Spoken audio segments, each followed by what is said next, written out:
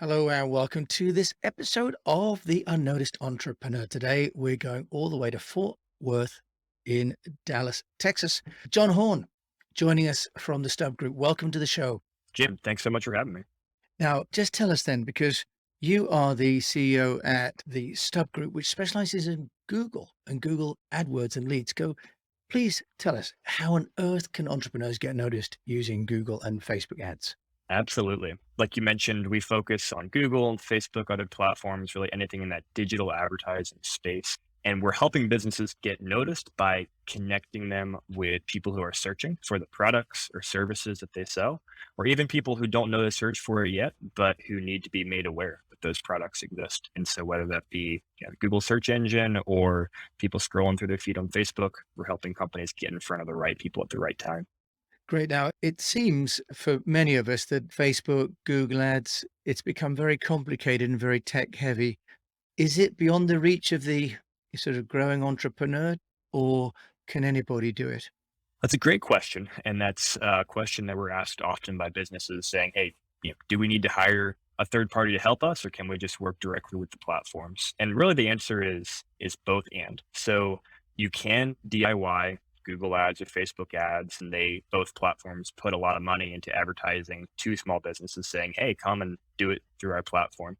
And you can do it, but the question is, are you going to get good results? That's the more hairy question because, as you mentioned, those are very complicated platforms to work and figure out how to profitably spend money. And so that's why there are lots of agencies like Stub Group who this is what we do every day. We eat and breathe and figure out how do we best leverage the algorithms to maximize the return that we're driving for our clients. And also how we can spend that time for our busy clients who are also trying to run a business and execute the work when they're selling, and they often don't have time to spend in the account seeing what's working, what's not working. I think you've raised a lot of really good points that not only time is money, but also if it's spent badly, then it's worth and not worse than spending it at all. So, John, just tell us and take us through. A company comes to you and says, "Help, John, what should I do for my internet advertising?" Take us through how you build a campaign. Absolutely. The place that we start out is looking to understand as much as we can about the business who's coming to us. So understanding their numbers. What can they, afford to spend to acquire new business based upon their margins? Let's say if they're selling products, what are their profit margins? How much is a new order worth to them?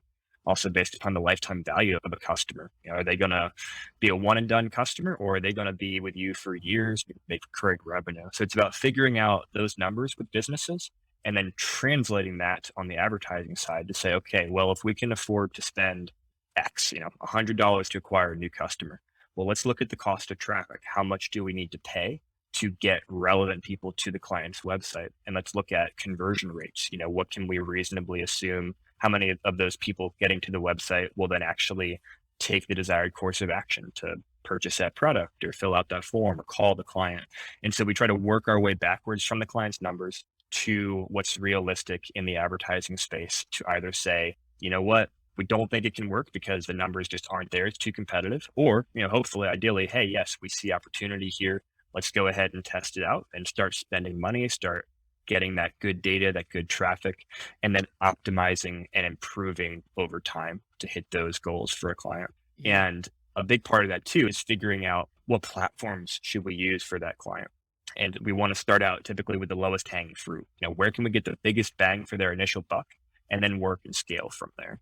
So if it's a client who's selling something that people are actively searching for, typically those people are going to be searching on Google. They're going to be typing in whatever, plumber near me or best software to use for this reason or that reason.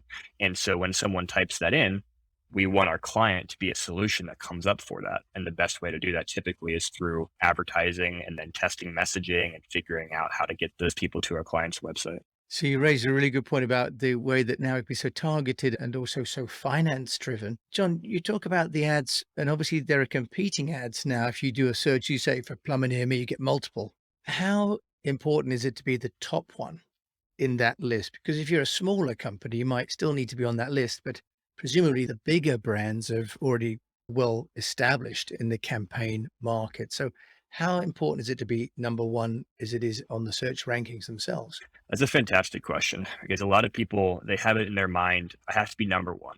Business will come to us and say, can you get me to be number one on Google?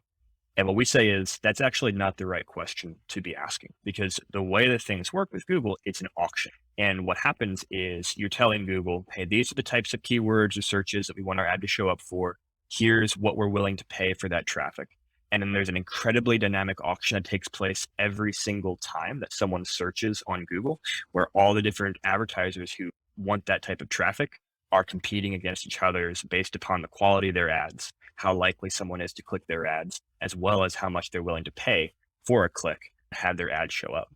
And so you might have a scenario where, hey, yeah, being a number one is fantastic because a lot of people click the first thing that comes up. But then you might have scenarios where, you know what, it's really expensive to have that first position often, but second or third or fourth position are much more less expensive. And that works with our numbers. We're able to be profitable when we get traffic from there. So it's less about targeting a position and more about having a really good foundational strategy of going after the right people with the right bids and numbers and best ads on your side to hit your goals, your profitability goals, whatever those goals may be. Right. So that's really reassuring actually for the, let's say, the newer business or the entrepreneur that's competing in a category that may be saturated. It's still possible then to get leads. And now when we advertise to someone, it's often just the beginning of a journey, isn't it? So can you just explain to us, John, how does Stub Group then help, for example, on the whole customer journey and through the funnel? Because someone may see the ad multiple times before they make a decision. So perhaps you just explain how that can work for somebody. Yeah, absolutely. That ad that someone is seeing is often their first impression, the first engagement you're having with them. And it might be follow-up engagements too, like you mentioned. A lot of people will see multiple ads before clicking or even during the process as they're researching you as a company. And so that first impression is important, but then where are you sending them if they click on that ad is just as important because if you're spending lots of money on getting people to your website and then you've got a website that, let's say, it doesn't load quickly and people just get annoyed and click back before the content even loads. Or the website you're sending them maybe to your homepage where you've got generic information and they've clicked an ad talking about a very specific problem and they say, oh, this isn't relevant to me. Click away. You're going to be wasting all kinds of money on that ad spend. And so we help our clients think through who are we targeting? Kind of where are they in the conversion funnel based upon what they're typing in? Are we going after people who need to be educated first about why they need your product? Or are we going after people who've been through that and they're just, about ready to make a decision and they're looking for the right place to go with? And so we help our clients think through those realities and try and craft the landing pages and where we're sending that traffic on the client's website to best match those pain points that are in the mind of the people clicking through those ads and that are best suited to funnel them towards whatever action we want them to take, whether it's placing an order or making a phone call or filling out a form or whatever that action is. So I've got to ask one point about the customer journey as it doesn't all take place on the same platform, does it, John? What about this sort of transition No. from desktop to mobile and now location-based advertising? Is that really making it too complicated to use Google Ads or Facebook ads, for example? Yeah, that's something it's been a reality for a long time. Traffic from mobile devices has been more than 50% of total traffic for 4 or 5, maybe even 6 years at this point. So it's been something that we've been working with for a long time. And it definitely it makes it more difficult to track the journey that people are taking if let's say they start their research on their phone when they're riding the bus and then when they get home they go to their computer and go back to the website or maybe they see a Facebook ad and they click through that. So there's a lot of segmentation to that journey, a lot of different data points and fragmentation. But there's a couple things that we look to do to try and make that a unified journey in terms of what we can see on the tracking side. Some of that comes down to tracking and identifying people across devices or across platforms. And there's a lot of ways that we can do that with the tracking codes that we can implement for clients. And then some of it is testing and kind of modeling out and saying, okay, you know what, we allocated this amount of ad spend to this platform. We know our tracking is not 100% accurate, but we can, look at different date ranges and say, oh, did we move the needle during that time period when we did this? What happened in terms of sales or traffic to the website? And then when we tested this different thing, how did that change? And so a lot of that comes back to ongoing optimization and measuring as much as possible about what's happening with the traffic we're driving to the client's website. Wow. And then you mentioned there about moving across to the client's website with the tracking. How are you being impacted by the ability of consumers now to like block cookies, for example? Is that making a big difference? You're getting lots sort of like black holes now on that customer journey? It has definitely made it more challenging. One of the biggest single, challenges on the tracking side of things that has happened recently is Apple last year when they did their iOS 14 update and made it very easy for people on iPhones to opt out of being tracked across apps and mobile websites. And what that has done is it has made it more difficult to track the journey and to do the types of targeting that ideally we'd like to be able to do. But it just means that we need to take different strategies because at the end of the day, the people are still the same. They're still using the devices. They're still looking for these products and services.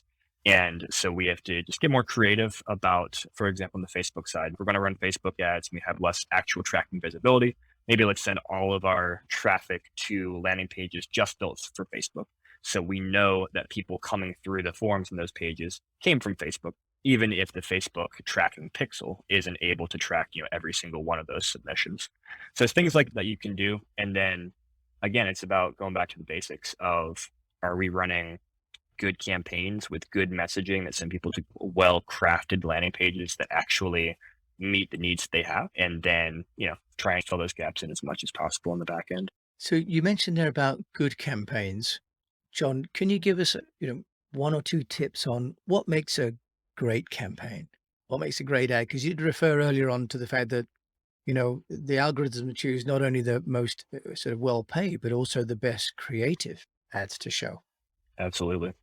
A lot of people, when they talk about good campaigns, they focus on what we call vanity metrics. So they're saying, oh, I got X number of impressions on my ad. So many people saw it, or even so many people clicked through. I've got a great click through rate.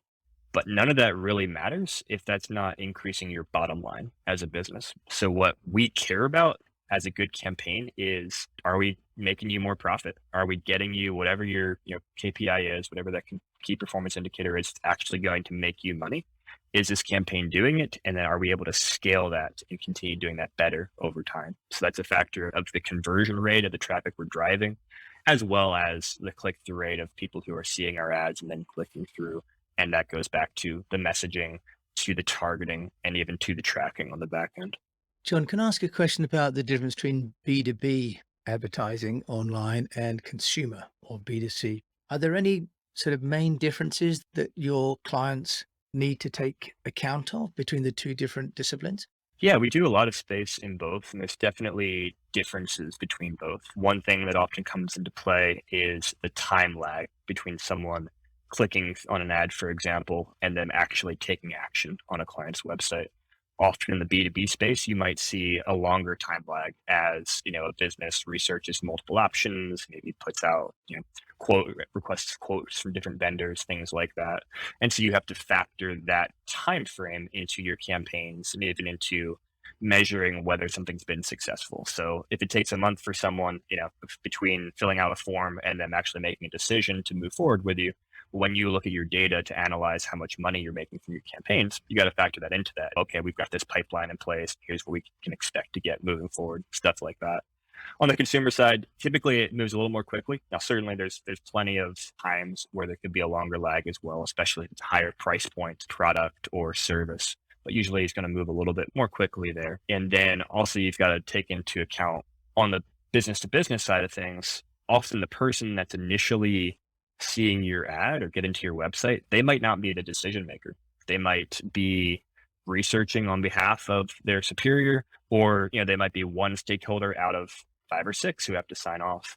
And so you want to make it really easy for them to have information to share with those decision makers and be able to, get that buy-in from stakeholders and clearly understand their mind what sets your business apart. Whereas on the consumer side, maybe they've got to check with their spouse, maybe not, but you're often working with that decision maker, and so that process looks a little bit different. Yeah, okay, really good insights there. And what about the creatives, John? Does it make a difference to have just text, which presumably is less expensive, or to have infographics and video? Any guidance at all on the ROI between those different formats or even audio now? Yeah. So on the advertising side, really the placement and platform is going to dictate what type of ad you're running. So, for example, if you're on Google search, you're going to have text ads. If you are on Facebook, you could do a bunch of different things.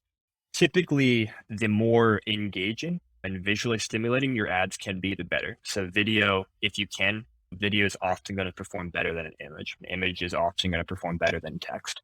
Same thing on your website and landing pages. If you can drive people to a page with a video about your product explaining, hey, here's how it works, here's how it fits your need, maybe video testimonials from customers, that's often going to have a greater emotional impact than just imagery.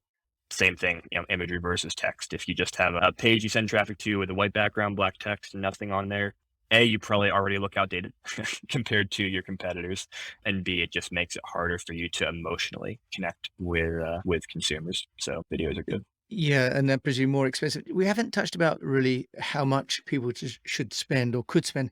John, in your experience at the Stub Group, any sort of minimum viable budget, a number for people? Can you give any guidance on that? I know it's like a how long is a piece of string question. Exactly. It's like you said, it's one of those things that does depend per client, but we're able to figure it out per client because an auction is what's taking place on most of the platforms that we're running for clients. And so the traffic for, let's say, a plumber is going to be very different cost than the traffic for a lawyer or an e-commerce website or fill in the blank. But we can take a look at those markets and do projections and say, okay, here's approximately what traffic is going to cost. And then we can kind of work our way backwards to say, okay, well, if we want a minimum of, let's say, 100 clicks a week for a client, here's roughly what it's going to cost. And here's what that monthly budget would look like. And we might say, okay, if we get 100 clicks per week, that gives us enough data to start to see what's working or what's not working and start to make improvements over time.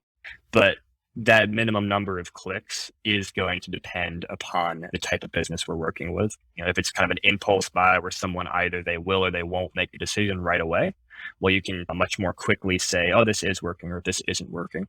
If it's a product or a service that people are really going to research and take a while before they make a decision, you're going to have to collect more data just because it takes more time to really see a pattern or trend in that data. Right. And if someone wants to work with an agency, John, like Stub Group, how is it in effect self-funding?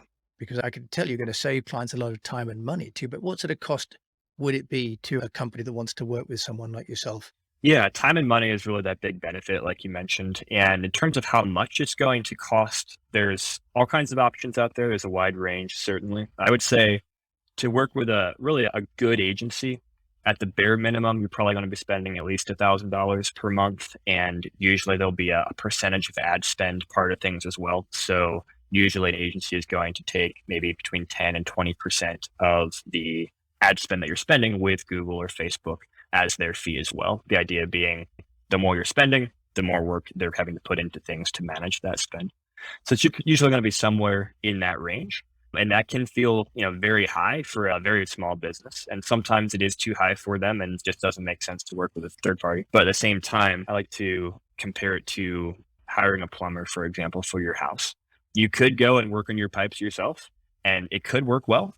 But, if you make one wrong move and the water starts spraying out over your living room, suddenly you're hiring restoration companies and carpenters and mold cleaning companies. And you wish you just paid that money to get an expert from the It's beginning. definitely a false economy. And John, final question, CEO of the Stub Group over there in Texas, how do you get your business noticed? I like to say we eat our own dog food. We run a lot of digital advertising campaigns ourselves, targeting people who are searching for help online for an agency or a partner to come alongside of them and help them.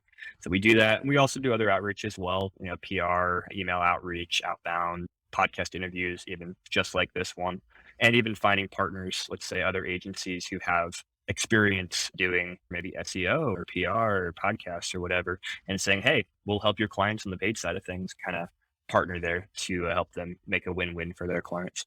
John Horn, CEO of the Stub Group over there in Fort Worth, Texas. Thanks so much for joining me and sharing amazing insights. I know I've not given you very much time on such a big subject. Thank you for sharing today with me. Absolutely. Thank you so much for having me on, Jim. It's been my pleasure. And you've been listening to John Horn. Of course, I'll include all of his details in the show notes as always. And thank you so much for listening to this episode of The Unnoticed Entrepreneur.